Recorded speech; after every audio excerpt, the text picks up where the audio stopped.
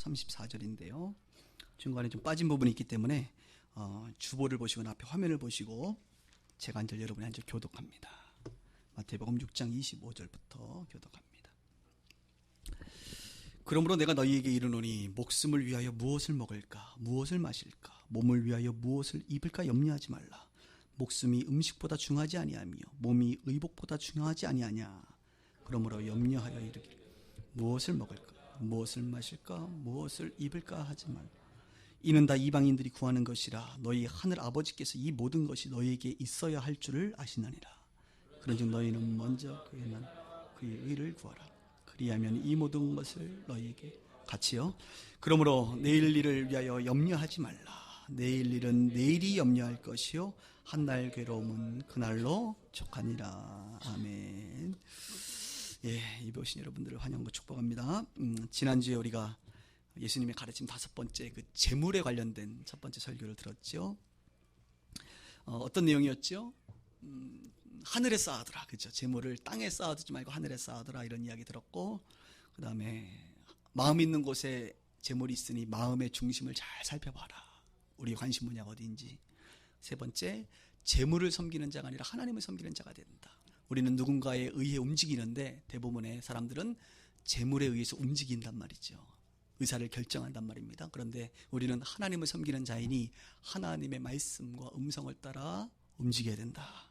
하나님을 섬기시는. 그래서 이것들을 가지고 일주일 동안 치열하게 묵상하시고 도려낼 것들은 도려내시라, 이렇게 얘기했어요. 도려내고 묵상이 되셨나요? 어느 한 분이 오늘 와가지고 일주일 동안 많이 묵상했습니다. 그래서 내가 집사님은 별로 도려낼 게 없는 것 같은데 있대요. 본인은 알아요, 그죠? 하나님도 아시고 본인도 알고 목사님은 모르고.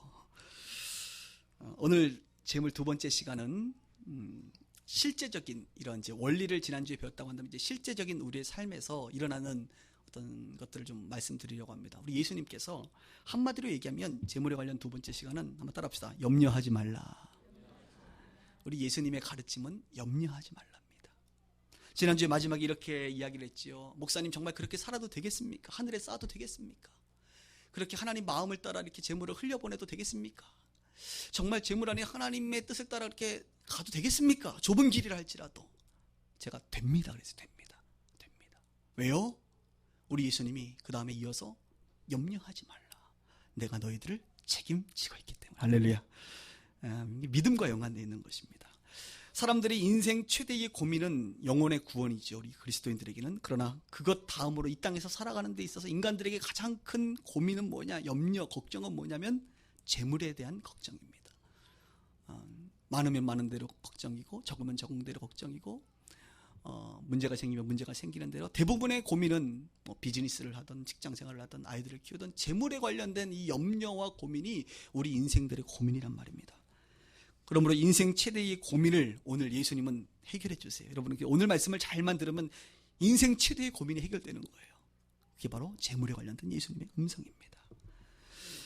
이런 예화를 아마 여러분들 들어보셨을 거예요. 뭐 성경의 이야기는 아니고 일반적인 이야기인데, 사람들이 얼마나 근심과 걱정을 하고 사냐면 그것도 체질이 좀 있어요. 우리 교회도 보면 어떤 분들은 그냥 근심과 걱정을 그냥 친구처럼 달고 사셔.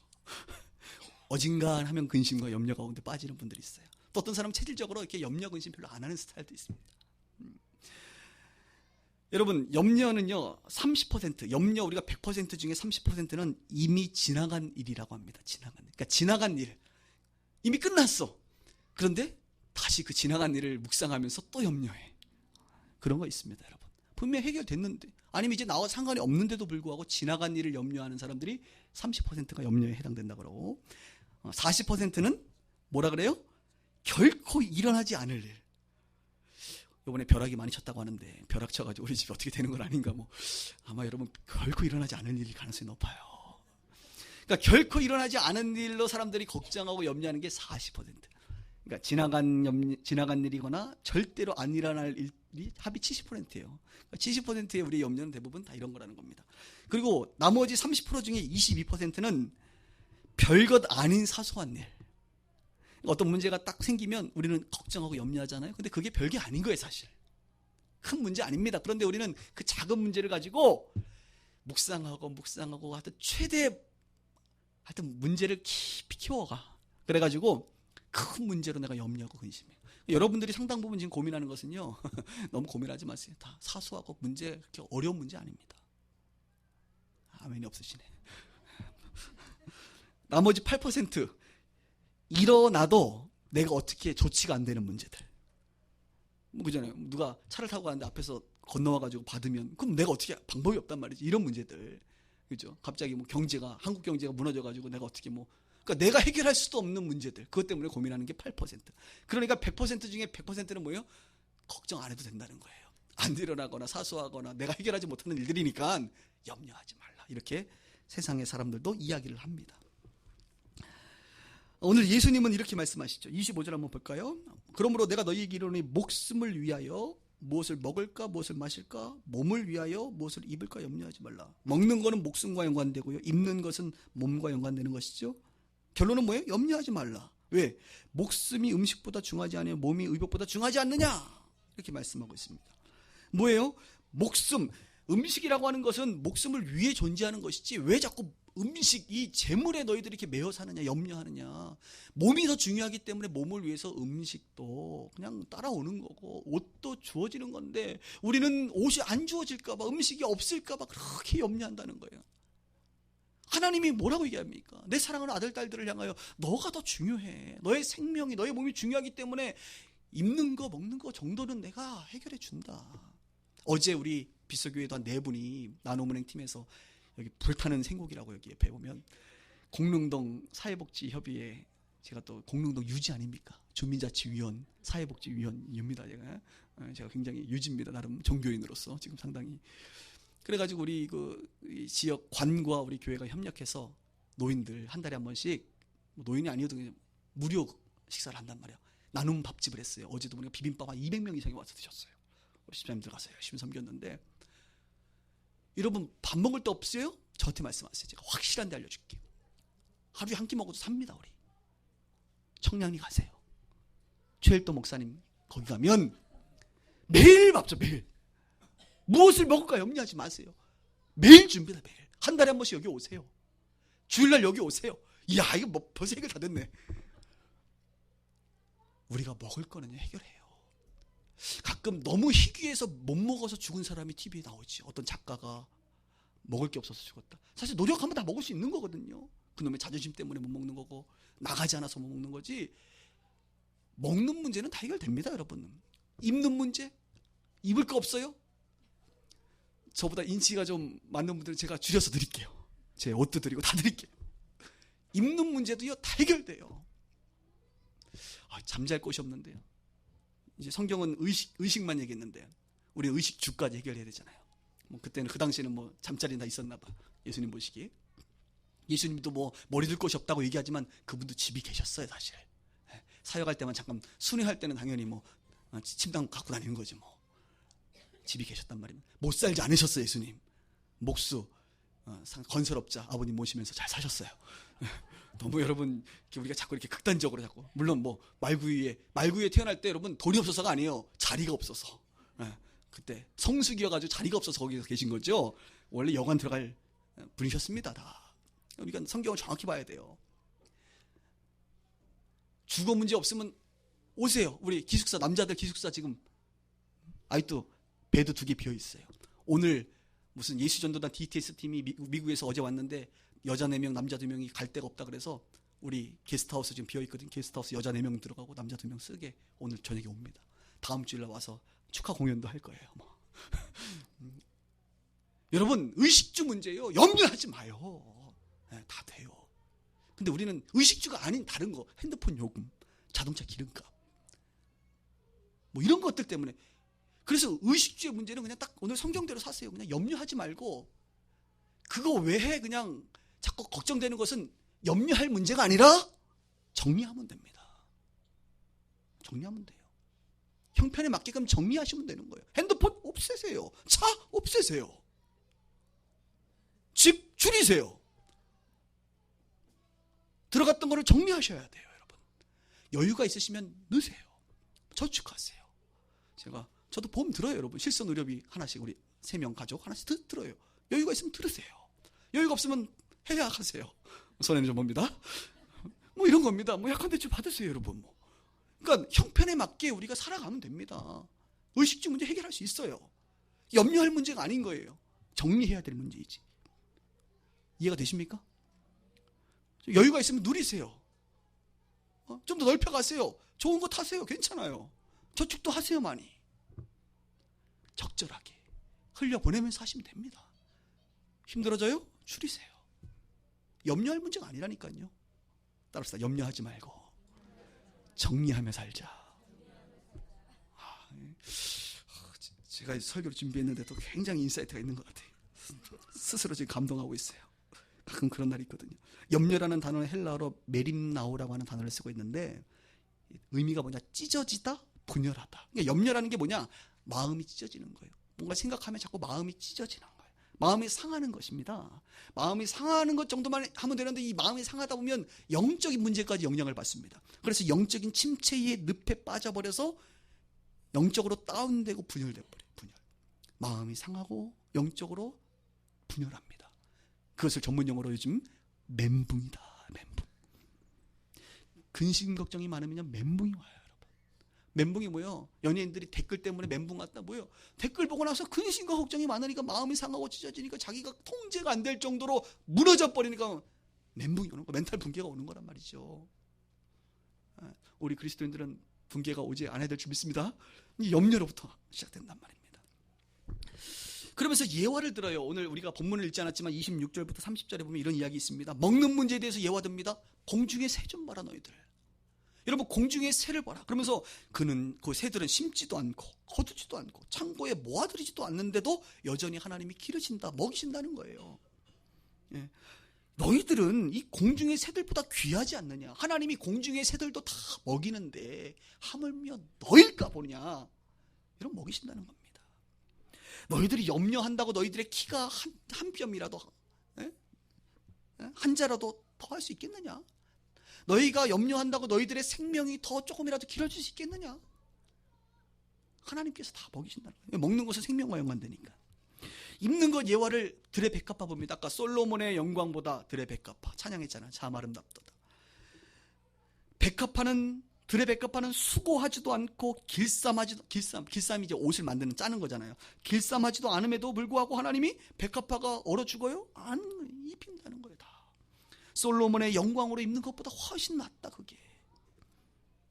그러니까 인간의 능력으로 인간의 노력으로 얻는 수많은 부귀영화보다 하나님의 은혜로 살아가는 그 천한조가리가의 들의 백합화 그런 삶이 훨씬 낫다는 거예요. 오늘 있다가 내일 없어질 들풀도 좀 봐라. 아궁이에 들어갈 들풀 좀 봐라. 들어가기 전까지 내가 입히지 않느냐. 다른 말로 우리가 죽을 때까지 주님이 그 죽기 전까지는 입혀준다 이겁니다. 여러분 죽으면 우리가 다 옷을 벗겨지고 수의를 입혀 관 안에 들어가거나 불태워지지 않습니까? 그 전까지는 주님이 입힌다는 거예요. 먹는 문제, 입는 문제. 내 사랑하는 아들, 딸들을 주님이 책임지지 않겠느냐. 그러면서 기가 막힌 말을 하죠. 하물며 너희일까 보냐. 믿음이 적은 자들아. 먹는 문제, 의식주에 고민하는, 염려하는 것은 믿음의 문제라는 거예요. 믿음이 없으니까. 어떤 믿음? 하나님이 먹이고 입히는 것에 대한 믿음이 없으니까. 그것 때문에 염려하죠. 염려할 게 아니라 정리해야 할 거라고 얘기했죠. 제가 저희 교회 십자가 탑에 보면 둥지가 하나 탁 불법 침입했습니다. 까마귀라고. 어제 제가 여기 밑에 투가리에서 점심을 먹는데 일하시는 분이 목사님 그거 아세요? 뭐요? 교회 십자가 탑 안에다가 까마귀들이 둥지를 터가지고 살더라고요. 아침마다 깍깍거린다는 거예요. 나보고 좀 어떻게 해결해 달라 뭐 이런 의미인지도 모르겠어요. 내가 걔네들도 살아야 되니까 하여튼 거주할 수 있도록 좀. 지난번에는 까치가 살았는데 까치가 까마귀한테 밀렸네. 내가 그냥 그러고 넘어가 버렸어. 살게 냅두라 이거죠. 까치도 거할 곳이 있어요. 까마귀도 거할 곳이 있어요. 여러분들도 거할 곳이 다 있습니다. 물론 편안하냐 불편하냐, 좁으냐 넓으냐, 따뜻하냐 조금 차냐 뭐 이 정도의 문제입니다. 지상이냐 지하냐 이 정도의 문제란 말이죠. 그러므로 31절 보세요. 그러므로 결론 얘기합니다. 염려하여 이르기를 무엇을 먹을까 무엇을 마실까 무엇을 입을까 하지 말라. 이는 다 누가? 이방인들이 구하는 것이라. 너희 하늘 아버지께서 이 모든 것이 너희에게 있어야 줄 줄을 알아요 몰라요? 하나님이 아신대요. 자녀를 키우는데 자녀가 발이 크면 신발을 바꿔줘야 되는지 부모가 알아요, 몰라요? 아니까 바꿔주지. 옷이 크면 우리 딸도 보니까 막 키가 점점 커지는지 애가 막 점점 이렇게 돼. 다 7보바지, 8보바지가 다 돼버렸어. 그럼 어떻게 돼? 부모가 알아요, 알아. 알면 바꿔주는 거예요. 필요하면 부모가 교체해주는 거고 먹여주고 때가 되면 배가 고픈지 안단 말입니다. 저기 한나도 뒤에서 지금 엄마가 때가 되면 울면 다 먹여주고 재워주고 입혀준단 말이에요. 하물며 살아계신 전능하신 선하신 인자하신 긍휼이 많으신, 계속 해볼까요? 뭐 그런 하나님이 여러분 모르겠어요. 다 때가 되면 필요하면 공급해 주시는 줄 믿습니다.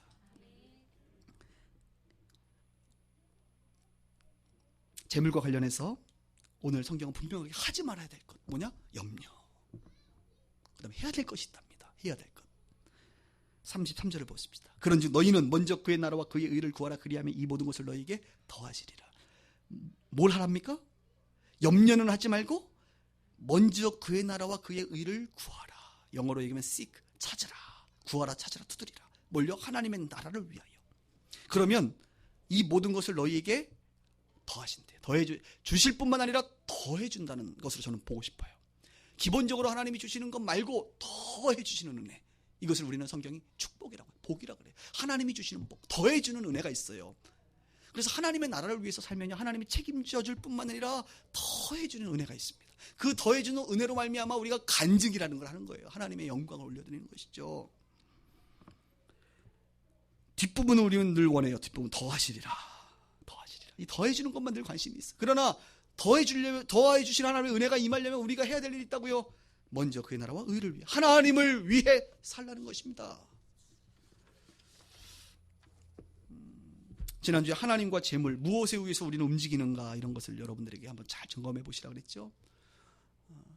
저도 점검해 봤어요. 저도 이번 일주일은 나는 재물에 의해서 움직이고 결정하는 사람인가, 하나님의 음성을 따라 결정하는 사람인가를 정말 솔직히 좀 정리를 해봤어요. 저도. 그리고 정리한 결과를 여러분들에게 발표하겠습니다. 제가 신학교를 간 지는 2004년도예요. 그러니까 지금으로부터 딱 10년 됐어요. 지금 올해가 10년인데 10년 뭐 광야 생활을 하고 있죠. 지금도. 제가 군대에서 이제 신학교를 가기 전에는 고등학교에서 교사 생활을 1년 했고 군대에서 3년 동안 군 생활을 했어요. 그때는 이제 월급을 받았고 군대에서는 결혼을 했기 때문에 이제 아이도 태어났고, 그래도 장교로 군 생활을 했기 때문에 그래도 먹고 사는 문제는 해결됐어요. 그래서 최소한의 삶이지만 그냥 감사하게 살았습니다. 근데 군대를 제대하고 나서 이제 신학교를 가니까 이제 고민이 되는 거예요. 뭐에 대해서? 먹고 사는 문제가. 우리 아내는 믿음이 좋으셔서 일을 안 하셔요. 아이만 본다는 거지. 그래서 가장인 나로 하여금 처자식을 먹여 살리라고 이제 보이지 않는 압력으로 저는 느끼는 것이죠. 그래서 제가 대학원을 야간 대학원에 입학했습니다. 왜냐하면 주간에는 일을 해야 되니까. 누가 먹여 살릴 거예요? 우리 처자식을. 우리 남자들 주님의 위로가 임하길 바랍니다. 공감. 그래서 나는 남자들이 좀 좋아하는 것 같아. 공감 능력. 그래서 이제 일을 하려고 딱 준비를 하는데 하나님께서 기억나게 하세요. 제가 예전에 얼떨결에든 정말 솔직한 마음이었겠죠. 하나님, 내가 신학교를 가면 일을 안 하고 캠퍼스에서 제가 사역을 하겠습니다. 이런 고백을 했거든요. 근데 그게 안 떠올라야 되는데 떠올라. 고민이 있죠? 심각한 고민입니다. 이게 생존의 문제잖아요. 일을 안 하면 굶어 죽는 거죠. 근데 왠지 하나님 앞에 약간 서운한 것 같기도 하고, 그래서 고민하다가 기도하다가, 하나님, 그러면 제가 주간으로 옮기고 낮에 학교 다니고 밤에 4시면 끝나니까 캠퍼스에 가서 서울대학도 가고 연대도 가고 이대도 가고 뭐 한양대도 가고 대학생들, 우리 제자들 중심으로 성경 공부 모임을 하겠습니다. 캠퍼스 사역을 하기로 결정을 했어요. 뭐 들은 분들도 있겠지만 다시 한번 들어주세요. 처음 듣는 분들을 위해서. 그리고 나서 뭘 해야 됩니까? 후원을 받아야죠. 후원을 받기로 결정하고, 제가 아는 지인들에게, 핸드폰에 있는 지인들에게, 나름 친하다고 생각했던 사람들에게 기도 편지를 보냈습니다. 제가 일을 안 하고 캠퍼스에서 전도하고 사역을 할 텐데 후원을 좀 해주세요.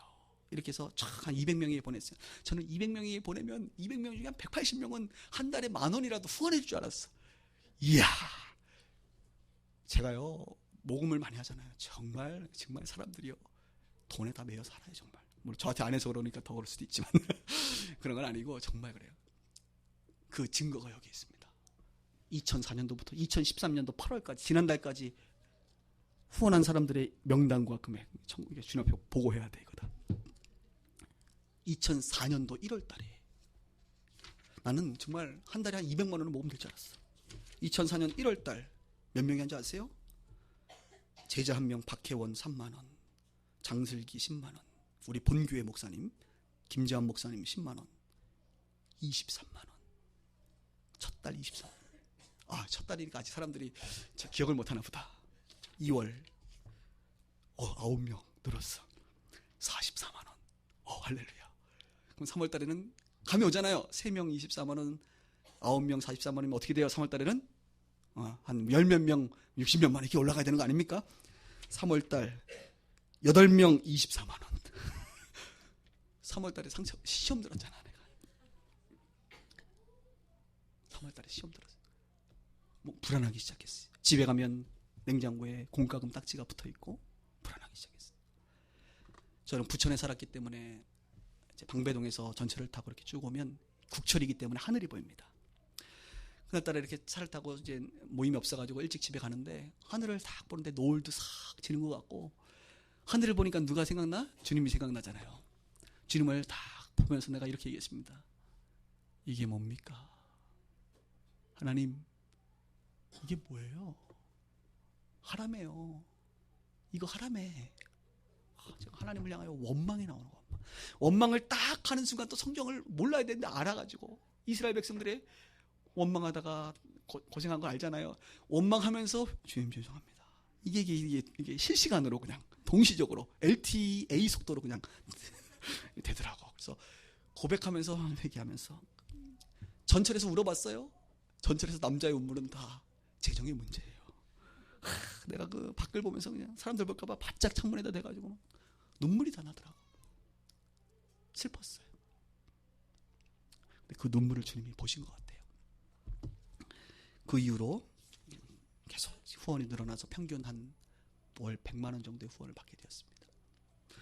제가 오늘 아침에 한 30분 이상 시간을 들여서 그동안 후원받은 것을 2004년 1월부터니까 지금 거의 10년 차잖아요. 10년 동안 받은 거를 총계를 내보니까 얼마를 받았느냐? 1억 1644만 2,400원. 1억 1천. 그러니까 1억 한 2천 정도. 월 100만 원 정도 되는 거예요. 딱 정말. 이제는 안 받아도 되는데 지금도 하는 사람들이 있어. 내가 하지 말라고 나 이젠 괜찮다고. 습관처럼 하는 분들. 아직도 끈질긴 4명이 아직 존재합니다. 매월. 한 명은 10,000원, 한 명은 20,000원, 2명은 20,000원, 한 명은 30,000원. 그래서 아직도 8만 원의 후원금이 매달 들어와요. 저는 이 후원금과 그 다음에 한 번씩 주님이 외부 집회나 또 네이버에서 설교하거나 이런 강사비나 이런 것들을 다 포함한 금액이거든요. 신실하게. 때로는 후원금이 적을 때는 뭐 수련회 강사로 가게 하셔서 때로는 또 보충하게 하시고, 이 과정을 10년을 광야에서 10년의 만나를 저는 먹고 살았어요. 그래서 제가 이렇게 후원하고 구제하는 것들에 특별한 관심이 있는 게 내가 받는 애가 너무 크니까. 이제 교회를 선택할 때에도 제가 한번 잘 생각해 봤습니다. 제가 군대를 제대하고 신학교에 이제 입학했으니 여러분 군 생활을 39개월을 했는데 이제 얼마나 나가고 싶겠어요, 세상으로. 그러니까 군대 말고 민간인 세계로. 우리는 지금 민간인 세계란 말입니다. 여러분은 민간인입니다. 민간인 세계로 나가고 싶은데 우리 군대에 있는 목사님이, 담임 목사님이 제가 신학교를 딱 들어가니까 우리 장 선생님, 우리 지금 군대 교회에서 1년만 전도사로 사역해달래. 아니 군대를 제대했는데 1년을 다시 군대를 오라고요? 사례비는 50만 원 드리겠습니다. 50만 원이면 11조 띄고 감사주 이런 거 띄고 차 타고 들어와야 되니까 기름값 띄면 한 달에 30만 원 남는 거예요, 진짜로.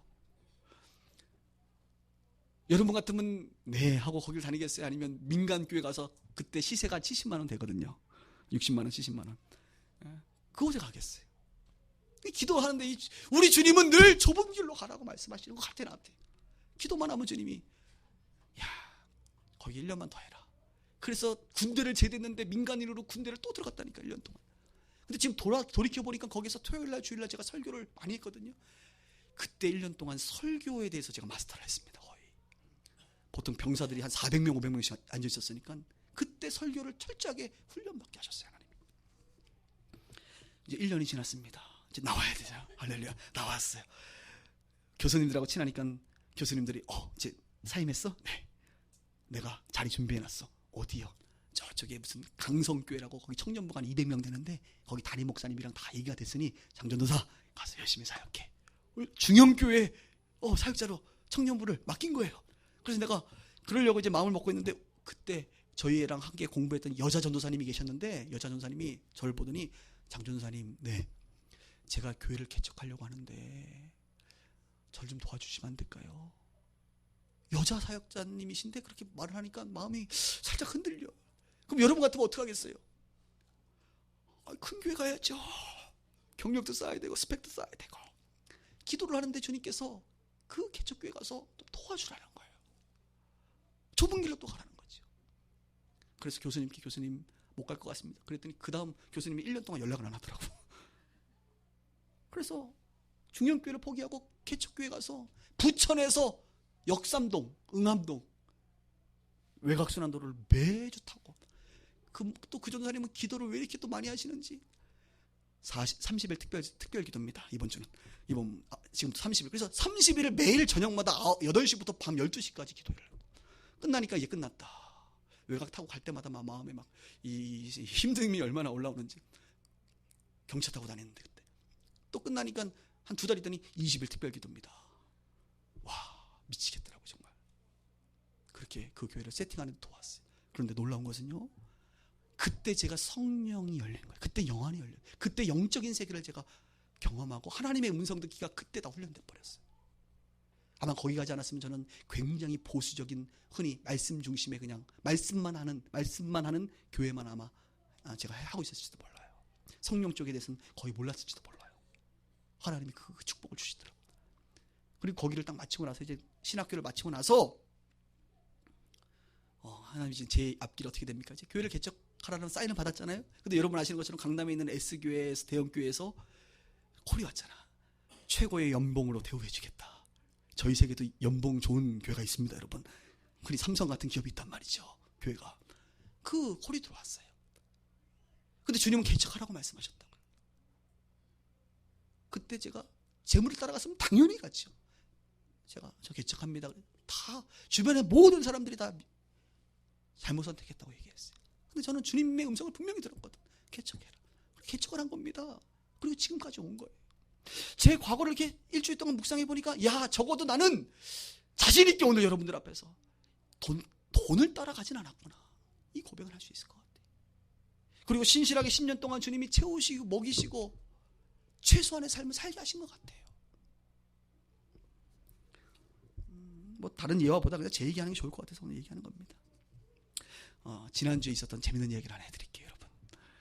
여러분들이 이 이야기를 듣고 좀 기뻐해 주시면 여러분들이 저를 정말 우리 목사님이다 생각할 텐데 별로 기분이 나쁘시면 여러분 저를 별로 안 좋아하는 걸로 제가 알고 있겠습니다. 제가 지난 봄에 6월인가에 그 레바논 갔다 왔지 않습니까? 레바논 그 시리아 난민들을 이제 구호 사업을 하고 비행기를 타고 딱 돌아오는데 주님께서 뭐라고 말씀하시냐면, 장 목사, 그 현지의 시리아 난민 사역하는 조셉 밀란 목사님의 차를 바꿔줘라, 이런 마음을 주셨단 말이에요. 주님, 지금 차를 무슨, 내 차도 지금 먹으는데 무슨 차를 바꿔줘요. 그래서 제가 그 SNS에서 딱 했더니 600만 원이 모금되고 분당교회가 300만 원을 후원해서 결국은 보냈어요. 그래가지고 그 스파크 새거, 거기 한국 차들이 많거든. 스파크 새거 딱 사진 찍어가지고 보냈더라고. 근데 그때 비행기 안에서 주님께서 뭐라고 말씀했냐면, 해줘라. 그리고 나서 우리 주님이 찍 웃으시면서 그러시더라고. 이상하게. 저에게 주님 그러세요. 내가 선물을 줄게. 선물을 준다고 딱 얘기를 듣는 순간 저는 뭐라고 생각하는지 아세요? 그 선물이 집이다. 그래서 집. 왜냐하면 제가 결혼하고 지금 12년 차인데 12주년을 맞았는데 12년 동안 저희가 8번째 집에 살고 있습니다. 그러니까 평균 1.5년 만에 집을 옮긴 거예요. 여러분, 집을 옮기고 싶어서 옮기는 사람이 있습니까? 이사비부터 시작해서 그게 얼마나 피곤합니까? 이사 진짜 얼마나 가나. 다 이사는 다 주님이. 그래서 목사는 3가지를 늘 준비해야 된다잖아요. 죽을 준비, 언제든지 죽을 준비. 그 다음에 언제든지 설교할 준비, 언제든지 짐 싸고 이사할 준비. 12년 동안 8번의 집을 이사했어요.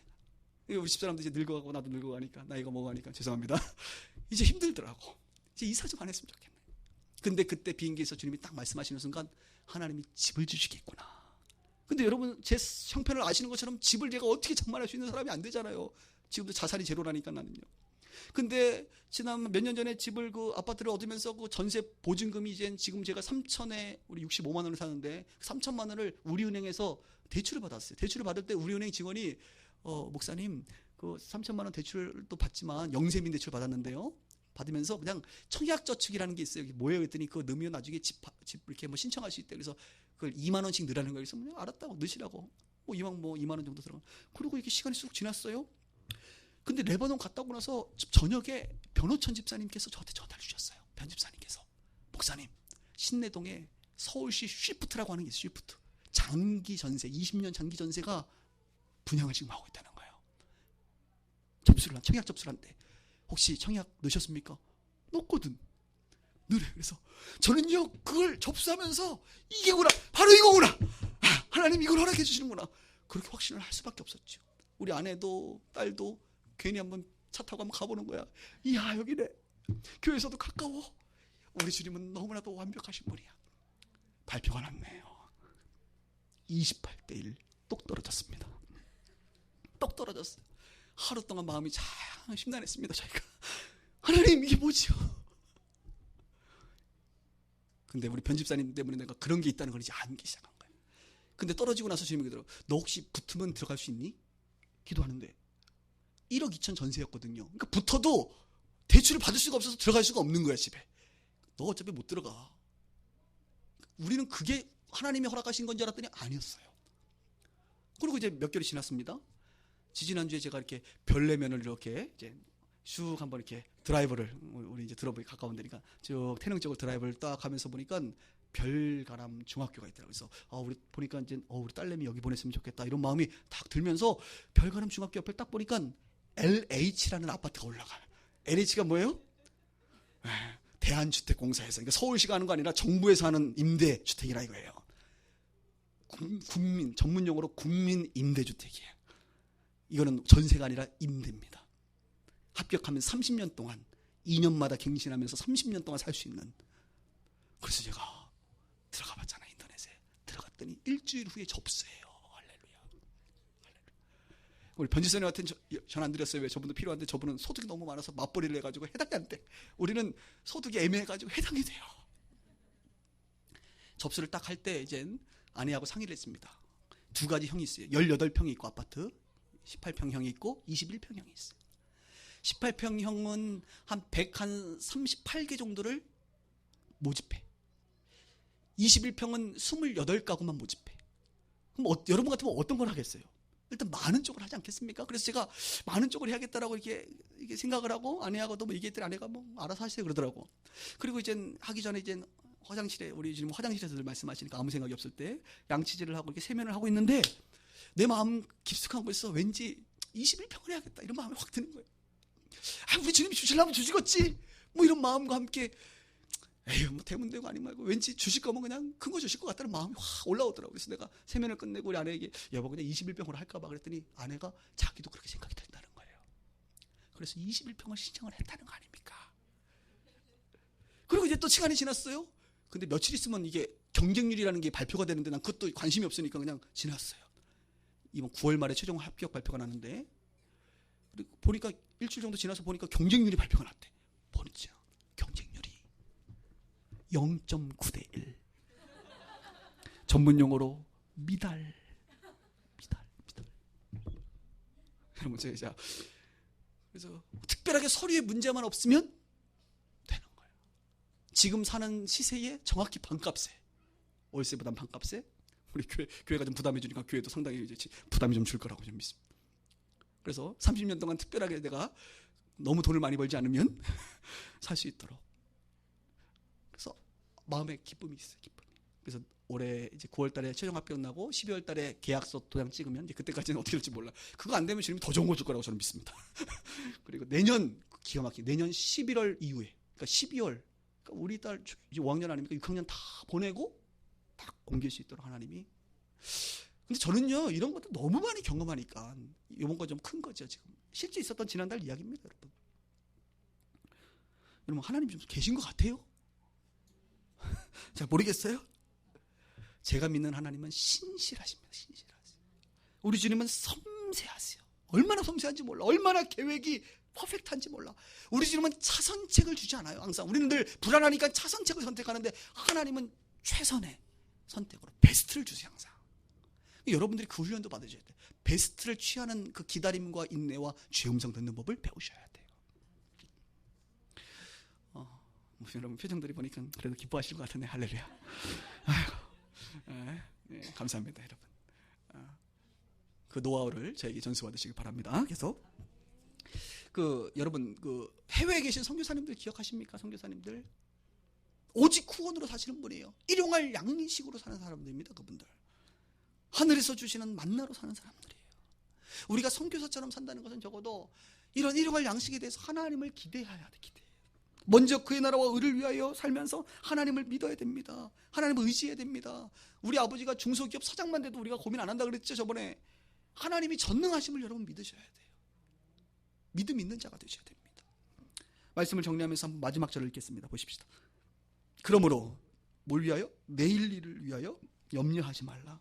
내일 일은 무엇이 염려할 거래요? 잘 보세요. 내일 일은 내일 너가 염려하지 말고 내일 일은 내일이 염려한다. 내일 자체를 의인화했어요. 한날 괴로움은 그날이 족한다. 그러니까 염려라는 건 하지도 말고 내일 일은 너가 또 염려할 게 아니라 내일 일은 내일이 염려하게 해라. 내일의 어떤 사람이, 내일의 어떤 사건이, 내일의 주님이 하게끔 해라. 내일 일은 네가 할 것도 아니고 내일은 내일이. 물론 내일 일을 네가 내일 일은 내일 염려하라라고 얘기해도 틀린 것은 아니지만 저는 오늘 성경을 연구하고 분석하면서 내일은 그것도 내가 할 게 아니라 내일은 내일이 한다는 거예요. 내일은 염려가 안 될 수 있다는 겁니다. 왜요? 우리 주님은 아침마다 새롭게 하신 분이기 때문에. 내일 아침에 어떻게 바뀔지 몰라요 여러분. 성경은 말합니다. 예레미야 3장 23절에 여호와의 인자와 긍휼을 보라. 여호와의 인자와 긍휼이 아침마다 새로우니 주의 성실하심이 크시도소이다.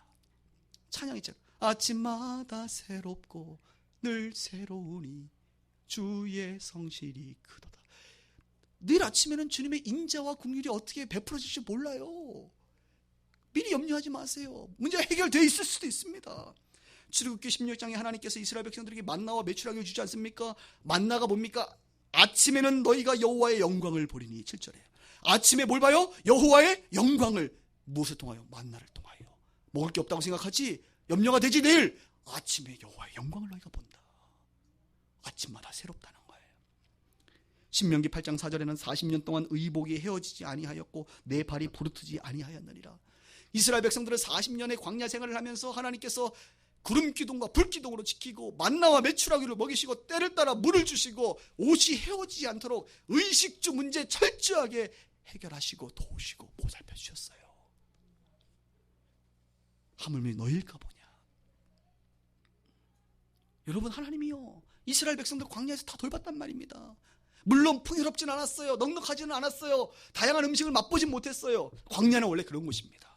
제가 지금 10년 동안 광야 생활을 하고 있었잖아요. 풍요롭진 않아요. 늘 넉넉하진 않아요. 다양한 것을 맛볼 수는 없습니다. 그러나 신실하게 만나와 메추라기로 도우시는 하나님을 경험하지요. 여기 계신 분들도 어떤 분들은 지금 광야의 삶을 사는 분들이 있을 것입니다. 여러분 광야를 잘 견디세요. 가나안이 기다리고 있습니다. 가나안은 만나가 그치고 가나안 땅의 소출 꿀과 젖과 꿀이 흐르는 그 땅의 소출을 먹는 곳입니다. 유리방황하는 광야의 삶이 아니라 안정된 땅을 차지하게 되는 것이란 말이죠. 그날을 믿음으로 기대하세요 여러분. 많은 사람들이 광야를 살고 있어요. 광야를 살면서 가나안의 삶을 여러분 그렇게 살면 안 돼요. 광야에서는 정리하시고 심플하게 가는 것입니다. 광야를 지나면 가나안에 갔을 때는 부유하게 풍성하게 살 수 있어요. 또 그런 상황이 되면 그렇게 사십시오 여러분. 하나님 우리를 풍성하게 하십니다. 예수님의 십자가로 말미암아 그분의 가난하게 되심은 우리로 하여금 부유하게 하기 위함이라고 말씀하셨기 때문입니다. 말씀 정리합니다. 여러분 염려하며 사는 사람입니까? 아니면 믿음으로 사는 사람입니까? 여러분은 하나님께서 의식주를 해결할 것에 대한 염려가 많아요? 믿음으로? 아니다. 믿음이 있으십니까? 여러분은 재물이 여러분의 주인으로 살고 있으십니까? 아니면 하나님을 주인으로 모시고 인도함을 받고 있습니까? 여러분은 이 땅에 쌓고 있습니까? 하늘에 쌓고 있습니까?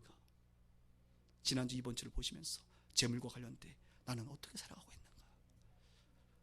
너무 염려하지 않기를 바랍니다. 환난에서 벗어나 근심이 없게 하시는 하나님을 바라보시길 바랍니다. 기도하겠습니다. 오늘 말씀 들으면서도 재물과 관련돼 또 가나안 땅이 아닌 광야를 걷고 있는 우리 지체들을 기도하시면서 주님 함께 나아가십시다. 기도하겠습니다. 하나님,